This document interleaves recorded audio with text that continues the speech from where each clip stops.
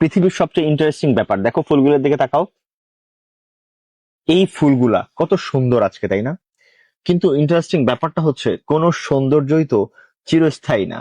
আবার একইভাবে কোনো অসৌন্দর্য চিরস্থায়ী না। আপনি বলতে পারেন এটা অনেকটা এমন যে আপনার অনেক দুঃখ, কিন্তু এই দুঃখগুলো এই তীব্রতা নিয়ে কতদিন থাকবে? এগুলো একটা সার্টেন পিরিয়ড পরে আর দুঃখ মনে হবে না। আপনি অনেক সুখে আছেন, আজকে অনেক ভালো আছেন, কিন্তু এই সুখে থাকাটা কতদিন থাকবে? একটা সার্টেন পিরিয়ড পর এই সুখটা আর সুখে থাকার মতো হবে না। অর্থাৎ পুরো জীবনটা, পুরো পৃথিবীটা একটা বহমান নদীর মতো, যেখানে হঠাৎ করে একটু দুঃখ আসে, কিন্তু এতে যেমন চিরস্থায়ী না, দুঃখ নিয়ে পড়ে থাকা যাবে না। একইভাবে হঠাৎ করে একটু সুখ আসে, এই সুখটাকে যদি আপনি বলেন যে চিরস্থায়ী হতে, এই সুখটাও চিরস্থায়ী হবে না। অর্থাৎ পুরা ব্যাপারটাই হচ্ছে আপেক্ষিক এবং সময়ের সাথে বহমান একটা অবস্থান। এখন আপনি আজকে অনেক ভালো আছেন, এজন্য আপনি ভাবছেন যে এই ভালোটা হয়তোবা চিরজীবন আপনার সাথে হবে না।